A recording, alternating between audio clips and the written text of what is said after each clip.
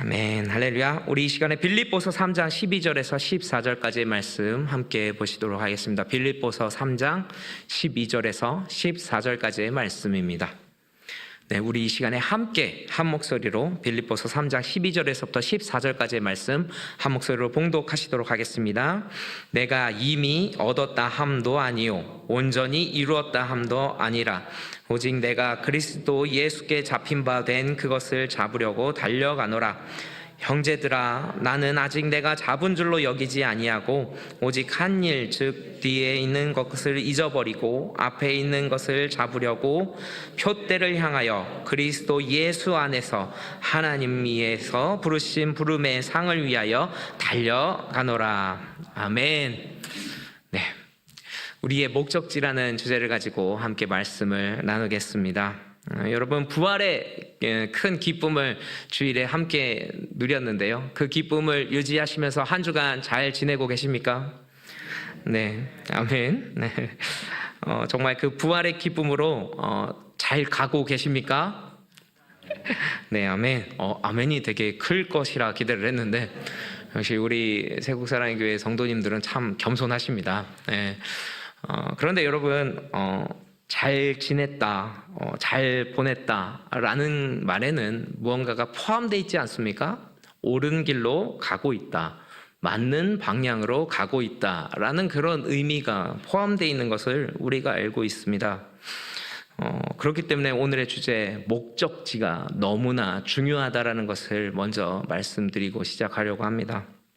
여러분, 목적지가 너무 중요합니다. 그 목적지가 중요한 이유는 바로 목적지가 정해져야만 우리가 사는 행동들이 사실 의미가 있다는 것입니다. 목적지가 확실할 때만 우리가 살아가는 의미가 있고, 그 목적지가 확실할 때만 우리가 왜 이렇게 사는지에 대한 대답을 줄 수 있기 때문에 목적지라는 것이 너무나 중요하다는 것이죠.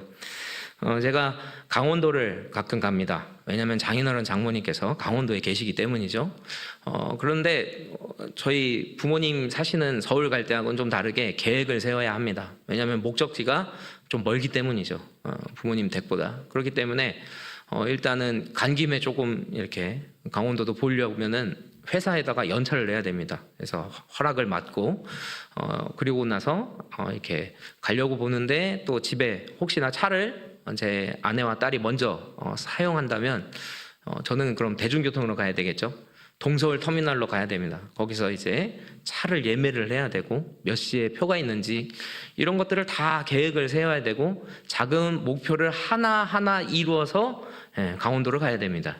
이 목적지가 분명해질 때 작은 목표들이 생겨나는 것을 우리가 알 수 있죠. 그 거대한 목적을 이루기 위해서 뭔가 해야 되는 자그마한 목적이 하나하나 생겨나는 것이 사실 우리의 삶입니다. 우리의 목적지, 다 말씀은 안 하셨지만 다 같은 것 아닙니까? 하늘나라, 하나님 품으로 우리가 지금 가고 있는 상황입니다. 그 상황 때문에 우리가 자그마한 목적들을 이루어가면서 이 삶을 살고 있는 것입니다. 우리가 집을 마련해야 되지 않습니까? 내 집 마련이 우리나라에서 참 중요한 숙제죠. 저는 못했습니다. 할렐루야. 네. 그냥 내가 사는 곳이 다 집입니다. 네. 하나님께서 그냥 살라 하는 곳이 제 집입니다. 네. 그렇기 때문에 굳이 제 집을 마련할 이유는 없는 것 같고요. 하지만 여러분들은 집을 마련하셔야죠. 이유가 있지 않습니까?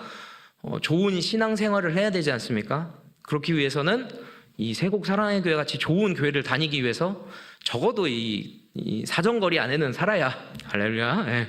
어떤 분들은 막 멀리서 온다고 들었습니다. 평택에서도 오시고 뭐 이렇게 의정부에서도 오시고, 할렐루야. 좋은 교회의 특징은 아무리 멀어도 온다라는 건데, 예. 멀리서 오시는 분들 자신감을 가지시길 바랍니다. 우리 교회가 얼마나 좋은지를 여러분들이 대변해고 주시는 것 같아요. 최근에 새신자분도 이렇게 오시는데 그 구로 디지털 단지에서 오시더라고요. 거기 차가 엄청 막히는데 저도 잠깐 살아봤거든요. 예. 아까도 말씀드렸듯이 집이 없으면은 방방 곳곳을 돌아다닐 수 있는 특권이 있습니다. 그래서 구로 디지털도 갔다가 좀 성동구를 좀 많이 살았죠. 행당동 살았다가 구로도 가봤습니다.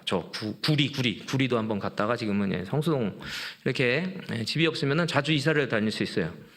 제 딸 친구들이 그래서 저희 보고 하는 말이, 니네 되게 부자지 왜 이렇게 이사를 자주 다녀, 되게 부럽다 막 이렇게 얘기를 하는데, 제 딸들 보고 좋아해, 괜찮아 이렇게 얘기했죠.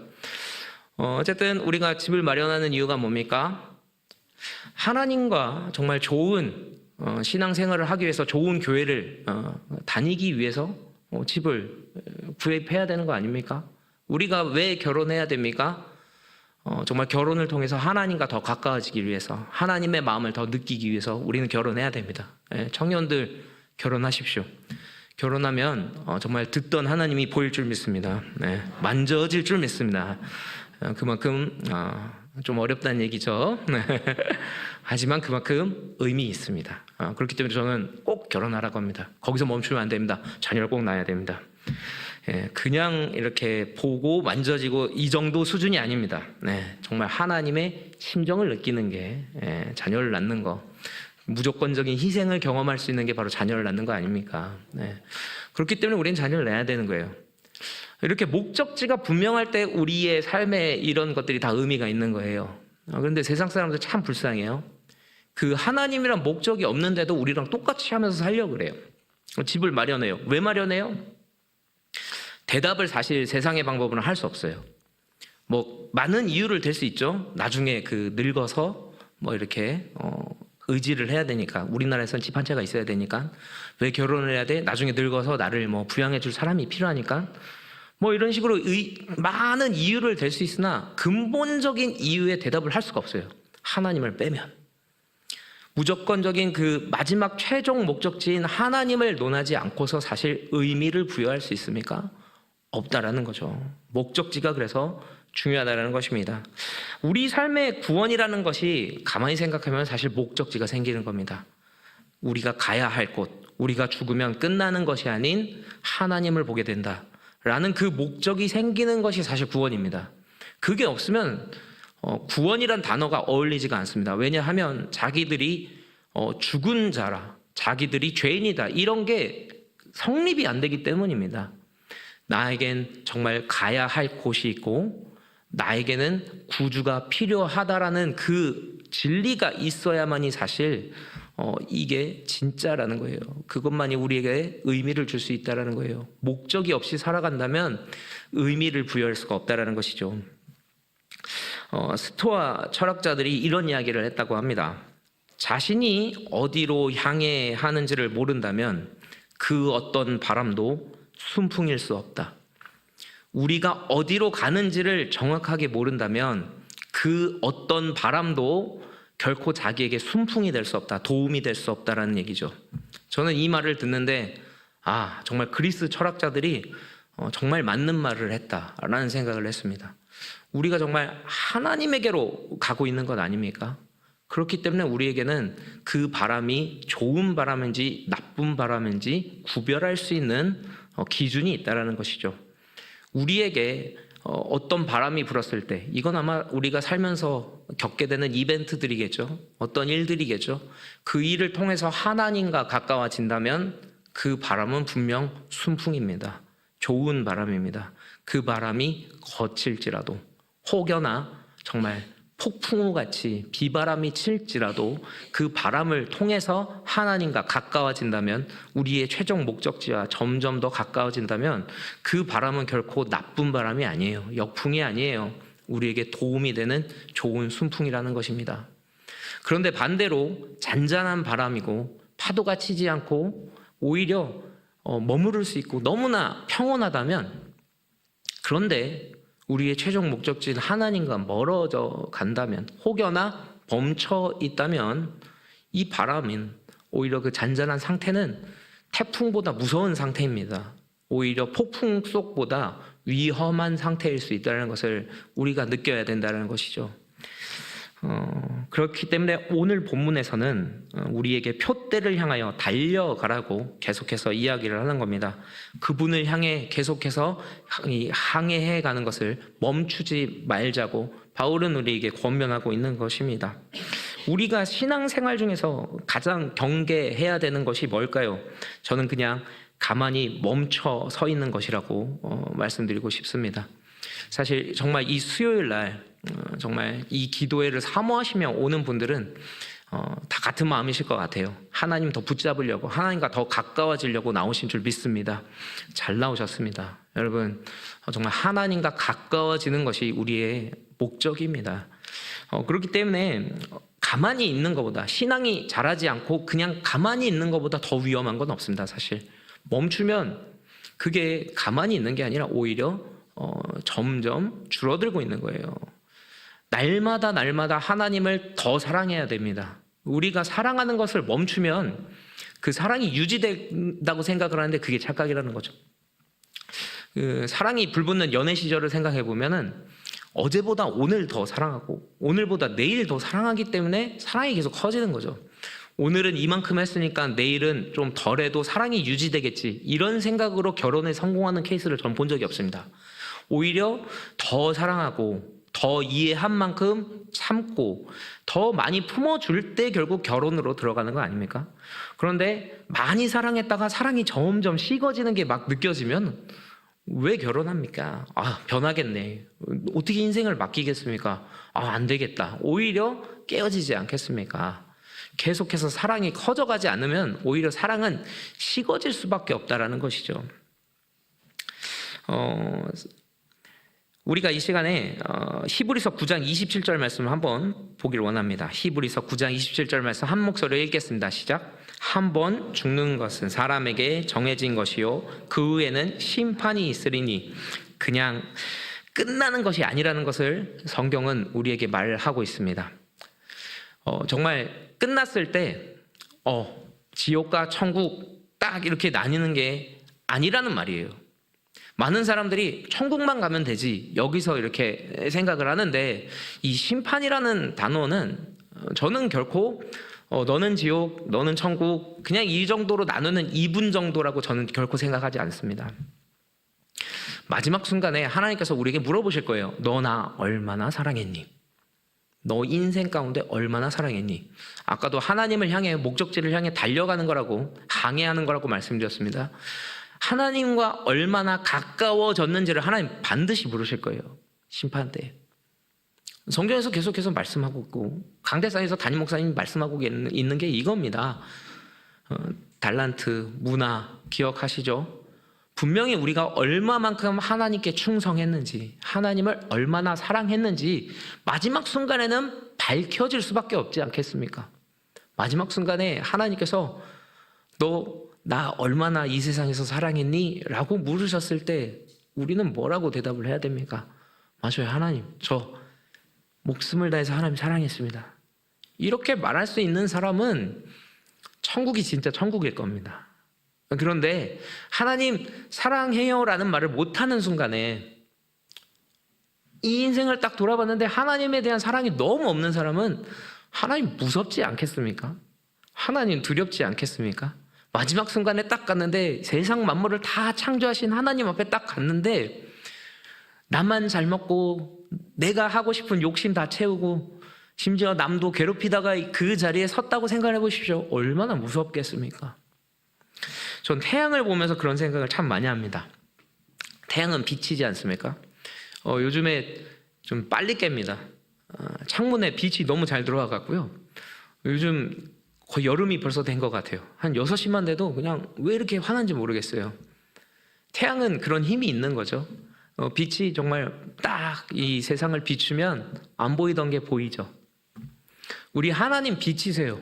어둠 속에서 빛이 있으라 그러면서 이 빛을 통해서 먼저 세상을 밝히시면서 창조가 시작되지 않았습니까? 하나님은 정말 빛이세요. 안 보이던 게 다 드러나고요, 정말 보이지 않던 것들을 다 보이게 하실 수 있고, 그 따스함으로 생명력을 주실 수 있는 분이 우리 하나님이세요. 그런데 한편으로 생각하면 하나님은 태양이시잖아요. 빛이시잖아요. 얼마나 뜨거울지도 생각이 들어야 돼요. 저는 천국이 감히 말씀드리는 건데 지옥과 천국이 같을 수 있다고 생각을 해요. 하나님을 정말 사랑하는 자, 하나님과 닮았던 자들은 천국에 가는 순간 천국일 겁니다. 그런데 하나님과 너무 멀어져 있던 자들, 하나님과 전혀 다른 속성을 가진 사람이 천국에 가면 그냥 뜨거운 불처럼 밖에는 느껴지지 않지 않겠습니까? 저는 같은 하나님을 봐도 믿는 자들, 하나님을 사랑하는 자는 분명히 다르게 느껴지고, 하나님을 거절하고 하나님과 멀리 떨어져 있던 자들이 하나님을 봤을 때 그들은 두려움 속에서 벌벌 떨 수밖에 없다라는 것을 반드시 말씀드리고 싶습니다. 성경 말씀 참 단순해요. 어렵게 생각하면 안 되는 것 같습니다. 우리가 하나님 뜻으로 살려고 노력해야 되고, 내 방식, 내 삶의 생각을 내려놓고 하나님의 삶과 하나님의 생각으로 바뀌도록 계속해서 노력해야 된다고 말하는 것이 성경입니다. 나를 바꾸는 삶을 살아가라고 성경이 이야기하고 있는 것이죠. 구약과 신약을 가만히 보면 똑같다라는 생각을 참 많이 합니다. 제가 최근에 구약을 보면서 느끼는 건데요, 구약을 단 한 심볼로 표현하자면 뭘까를 고민했더니 십계명이더라고요. 율법. 그런데 신약을 한 가지 심볼로 바꾸자면 뭐가 생각나십니까? 십자가. 십계명, 율법은 첫째부터 네 번째 계명까지 무엇을 이야기하고 있습니까? 하나님을 사랑하라. 다섯째 계명부터 열 계명까지 무엇을 말하고 있습니까? 이웃을 사랑하라. 십자가를 보십시오. 십자가는 이 세로와 가로가 만나고 있습니다. 세로, 하나님과의 나의 관계. 이 가로, 나와 이웃의 관계. 사실 십계명과 십자가는 절묘하게 같은 것을 이야기하고 있는 거예요. 하나님을 사랑해라. 이웃을 사랑해라. 율법의 삶과 예수님과 하나 되는 삶을 살아가기 위해서 우리는 사실 늘 싸우며 사는 것이 진짜 목적지와 가까워지고 있는 진짜 삶입니다. 그것을 가르쳐 주는 것이 바로 성경입니다. 우리 삶의 사명, 목적지가 하나님 것을 기억하고 그곳에 더 가까워지도록 오늘도 향해를 하면서 살아가야 합니다. 제가 오늘은 조금은 긴 간증으로 마무리를 지으려고 합니다. 시간을 보면서 좀 축약을 하도록 하겠습니다. 제가 최근에 누군가를 용서했습니다. 제 힘으로 용서한 건 아니고요. 하나님께서 힘을 주셨습니다. 감사하죠. 제 삶을 봤을 때 용서가 잘 안 되는 사람은 저뿐만 아니라 저희 가족에게 큰 피해를 입힌 사람입니다. 전에 교회에 이제 담당 목사님이셨어요. 왜 그분을 미워하고 용서하지 못하는 일이 있었는지를 조금 나누고, 이 교회하고도 관련이 있기 때문에, 세곡 사랑의 교회와도 관련이 있기 때문에 조금만 나누겠습니다. 사실 그 교회가 참 어려움이 생겼어요. 제가 그 이야기를 듣고 전에 찬양인도로 섬겼던 교회였기 때문에 늘 마음에 빚이 있어서 그 교회를 제가 찾아갑니다. 왜냐하면 그 목사님께서 저에게 부탁을 하셨거든요. 찬양인도와 이렇게 청년부 사역을 할 수 있는 좋은 사역자가 있으면 좀 추천을 해달라고 저에게. 제가 보기보다 발이 넓습니다. 네, 그렇기 때문에 잘 알거든요. 여기저기. 찾아보는데 사이즈가 아무리 봐도 그 문제가 생긴 교회를 갈 만한 사람이 없는 거예요. 그리고 추천을 해줬는데 너 거기가 지금 불구덩이 속이니까 가서 희생해라, 헌신해라, 이 말을 아무리 친해도 하기가 쉽지 않은 거예요. 고생 직사게 해야 되는데 가면 하나님 좋아할 거예요 이러고 가, 이렇게 얘기가 안 되는 거죠. 근데 가만히 보니까 찬양 인도자 제가 이미 했었었고, 청년 사역자 제가 계속 했던 게 청년 사역이니까 나잖아 라는 생각이 들어서 굳은 결심을 하고 많은 것을 내려놓고 아내와 상의를 해서 그 교회를 제가 갔습니다. 제가 그 교회를 가니까 그 교회 분들이 너무 좋아해 주시는 거예요. 감사해 주시는 거예요. 왜냐하면 힘든데 온 거를 그분들도 한 거죠. 그래서 사역을 한 지 한 몇 개월 지났는데 여름쯤에 목사님, 그때도 제가 이제 겸직 목회를 하고 있었거든요. 그냥 저희 교회 계속 가시죠. 그냥 전임 사역자로 가주시면 좋겠습니다. 이런 부탁을 받은 거예요. 근데 제가 거절했습니다. 그 이유는 제 앞에 저보다 나이가 많으신, 그리고 그 교회랑 같은 교단의 출신의 그 전도사님이 계셨거든요. 나이가 많이 드신 전도사님이셨어요. 육군 그 대령을 마치고 예편을 하고 신학을 하신 그런 분이셨기 때문에 그분이 계시는데 제가 그분을 추월해서 이렇게 전임 사역을 하는 건 예의가 아니고, 그리고 저도 뭐 직장 잘 다니면서 이렇게 사역하는 게 되게 좋았거든요. 하나님이 이쪽으로 부르셨다라는 생각이 있었기 때문에 거절했죠. 죄송합니다. 그분도 계시니까. 또 저는 지금처럼 최선을 다해서 이 교회를 섬기겠습니다 했더니 이 장로님과 그 목사님이 그래도 알겠다고 하셨죠. 몇 개월이 지나서 가을이 됐는데 또 저에게 부탁을 하시는 거예요. 근데도 제가 거절을 했어요. 왜냐하면 그 나이 많은 전도사님이 제가 하겠다고 하면 오갈 데가 없을 것 같았죠. 그리고 또 안수도 받으셔야 되는 상황이었는데 제가 그건 정말 아닌 것 같다. 그래서 정말 죄송합니다. 제가 그분이 이렇게 문제가 잘 해결되면 저 다른 데 안 갈 테니까 같이 계속 이 교회에 있을 거니까요. 그분 문제가 잘 해결되면 그 다음에 제가 전임 사역을 하겠습니다. 이렇게 약속을 했죠. 그런데 끈질기시더라고요. 한 달이 지나고 나서 이제 11월 되기 전이죠. 10월 말쯤에 저한테 이제 그분이 나가기로 하셨다. 진짜 사람이 없다. 목사님 해주십시오. 이렇게 얘기를 하니까 그때는 제가 뭐라고 삼고초려를 이렇게 하시나 라는 생각으로 수락을 합니다. 그래서 직장에 사표를 내고 다른 분 알아봐 주십시오. 이렇게 얘기를 하고 이제 전임 사역을 이렇게 준비를 하고 있었는데 한 몇 주가 지났는데 갑자기 그 담당 목사님이 저를 부르시더니 없던 이야기를 하자고 이렇게 얘기를 하시는 거예요. 네, 그래서 그 저번 주에 그 수요일 날 오신 그 목사님이 그런 얘기 하셨잖아요. 막 목회 하시다 보면 별일이 다 일어난다고. 저희 교회 너무 좋은 교회예요. 할렐루야. 네. 우리 목사님 너무 좋은 목사님이에요. 네. 진짜 대한민국 교회를 위해서 기도해 주십시오. 그런 일들이 일어나요. 그랬는데 저는 솔직히 많이 상처를 받았지만 원래 제가 그 회사를 관두고 이 일을 하는 것 자체가 정말 멍청한 일이었거든요. 왜냐하면 이사 간 지 몇 달도 안 됐고 제가 그 직장을 내려놓고 전임 사역을 하면 월급이 반토막이 납니다. 그리고 사택도 그 문제가 많았기 때문에 줄 수가 없는 상황에 모든 거 다 까먹으면서 전임 사역을 해야 되는 상황인데 그래도 하자고 했으니까 제가 했는데 오히려 거절을 하니까 한편으로 좀 반가웠던 거죠. 괜찮습니다. 괜찮아요, 목사님. 제가 그냥 열심히 잘 돕겠습니다. 저 원래 하자고 안 했지 않습니까? 제가 이렇게 그냥 웃으면서 잘 이야기를 했고 다행히 회사에서도 사람을 뽑으려고 했는데 쉽게 안 뽑혔던 하나님 보호사. 그래서 제가 직장을 지금까지 계속 잘 다니고 있어요. 할렐루야. 그런데 문제가 터진 거죠. 제가 아까도 말씀드렸듯이 발이 넓어요. 제 지인 목사님들한테서 연락이 오기 시작하는 겁니다. 목사님 거기서 전임하기로 한 거 아니었어요? 왜 저희 학교 게시판에 사람 뽑는다고 이렇게 글이 올라왔어요? 딱 이러는 거예요. 알고 봤더니 제가 독립교단 목사니까 문제가 많아도 같은 교단 내에서 신학교에서 목사를 뽑을 수 있을 것 같다라는 계산이 서서 저한테는 사람을 안 뽑겠다고 얘기를 하고 뒤로는 사람을 뽑고 있었던 거죠. 근데 하필 그거를 제가 아는 목사님을 통해서 듣게 된 거죠. 이제 너무 그 얘기를 들으니까 그만해야 되겠다 하고 목사님에게 사임하겠습니다. 의사를 밝히고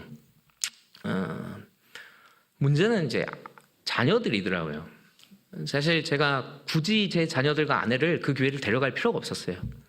하지만 우리는 이 교회를 살려야 된다. 이 교회에 정말 좋은 우리 가정의 문화를 보여주고 함께 웃고 함께 울자 하고 애들을 데려갔는데 저 때문에 애들은 교회를 또 잃게 된 거예요. 그래서 당장 교회를 사임하고 나오려고 했더니 아이들이 간절히 부탁하기를 그때도 기억나요. 아마 감사절 이제 발표회가 있었는데 그걸 막 준비하고 있었던 거예요. 제 딸들이. 아빠 진짜 미안한데 그것만 하고 나오면 안 될까? 이러더라고요. 그래서 꾹 참고 이제 아이들 때문에 한 달을 더 있고 이제 나오고 저는 더 이상의 사역은 무리다. 이제 찬양 인도만 해야 되겠다 생각을 하고 이렇게 찾다가 지원한 교회가 여긴데 이렇게 또 설교를 하고 있습니다. 중고등부도 하고 있습니다. 어쨌든 잠깐이면 청년부도 했네요.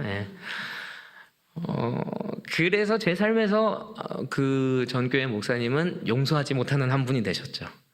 왜냐하면 저에게만 이렇게 상처를 주셨으면 괜찮은데 저희 가족에게 피해를 입히고 어떻게 사람이 이렇게 가볍게 이렇게 사역을 할 수가 있을까? 네, 더 깊은 내용은 말씀드리지 못하겠습니다. 여러분의 신앙을 위해서 차마.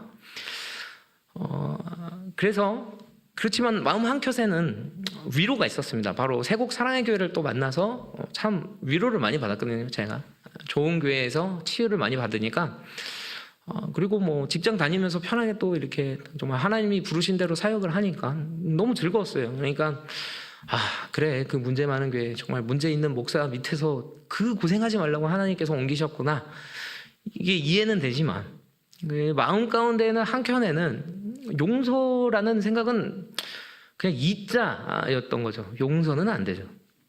그냥 이자 이러는데 불쑥불쑥 뭔가 올라오면은 또 찾아보게 되는 거죠. 얼마나 잘 사나 보자.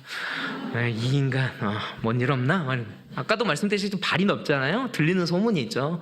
엄청 어려운 일을 겪었대더라, 뭐 당했대, 뭐 까였더라, 막 이런 이야기를 엄청 막 들으면은 이렇게 하면서도 왠지 시원한 약간 이런 생각이 항상 있었는데, 요 얼마 전에도 그 생각이 불쑥 올라오니까 또 막 이렇게 찾아보다가 현타가 오는 거예요. 내가 이걸 왜 보고 있지? 이런 거 딱.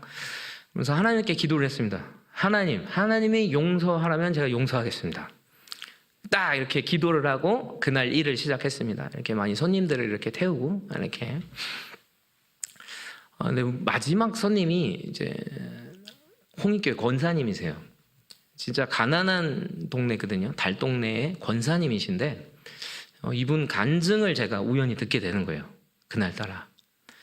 그분은 참 가난한 권사님인데 정말 그 장애 중에서도 제일 심한 장애가 있는 청년의 그 활동 도우미로 일을 하세요.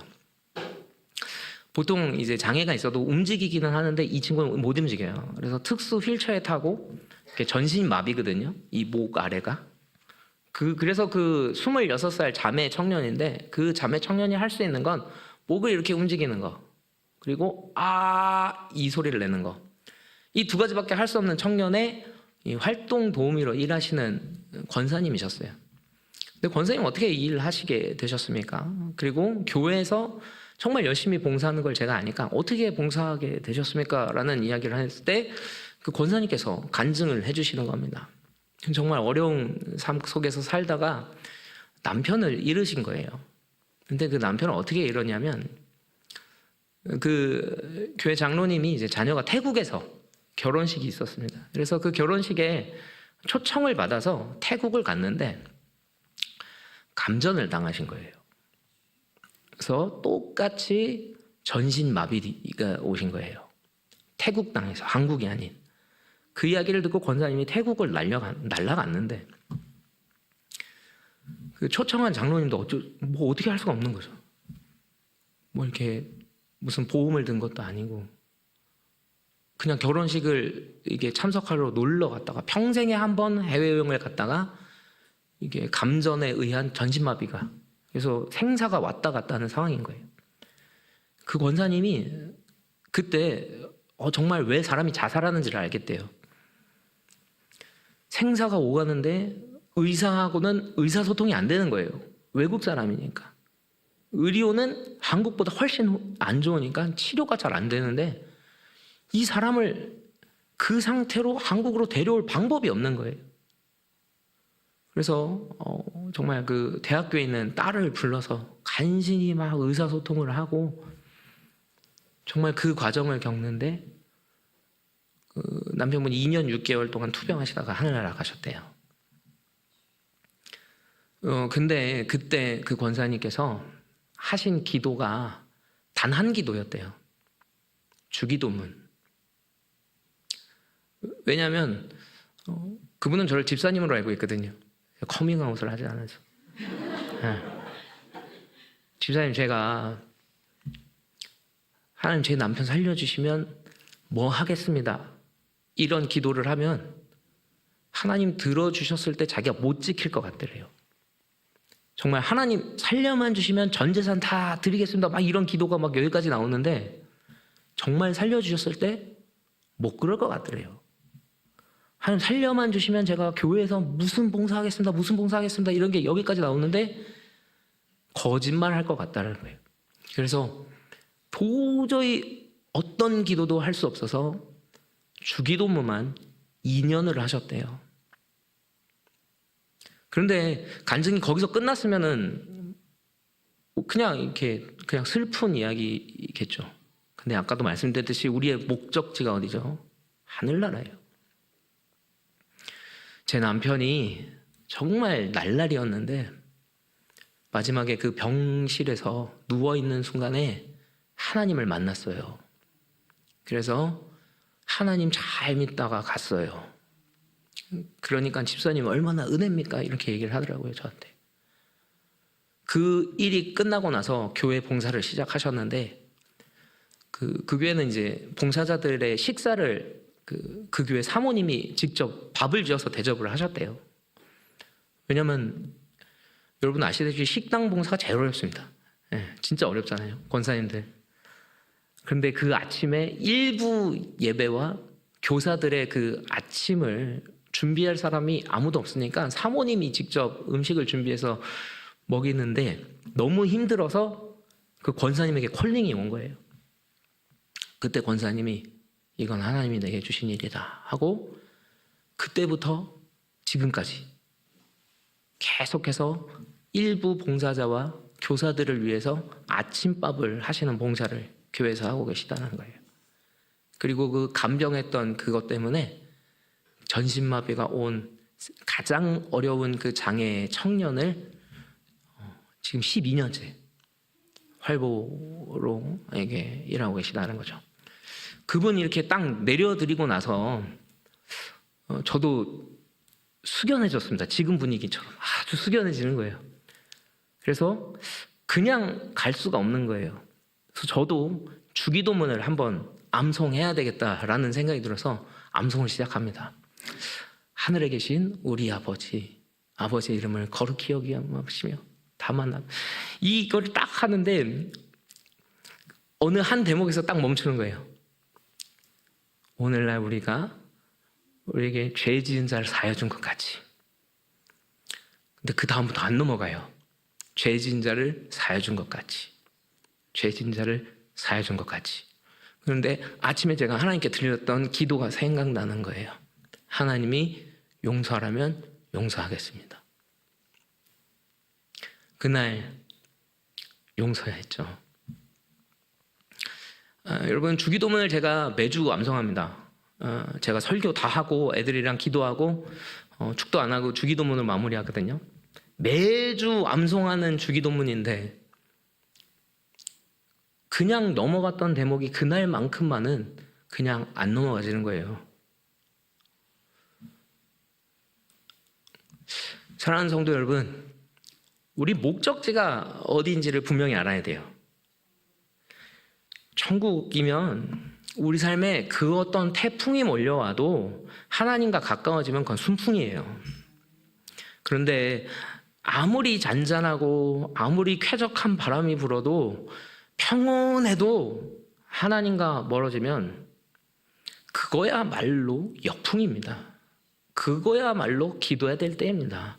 하나님과 내가 멀어지고 있다, 죽어가고 있는 겁니다. 하나님에 대한 사랑이 식어가고 있다는 증거입니다. 날마다 우리가 큐티하고 기도하고 말씀 봐야 되는 이유 점검해야죠. 얼마만큼 하나님이랑 멀어져 있나 혹은 가까워졌나. 우리의 목적지가 천국인 이상 세상의 그런 바람보다도 더 중요한 건 하나님과의 거리입니다. 세상의 고난이 아닌 하나님과의 거리가 더 중요합니다. 하나님과의 거리가 가까워진다면 잘 가고 있는 겁니다. 우리 시간에 같이 기도했으면 좋겠습니다.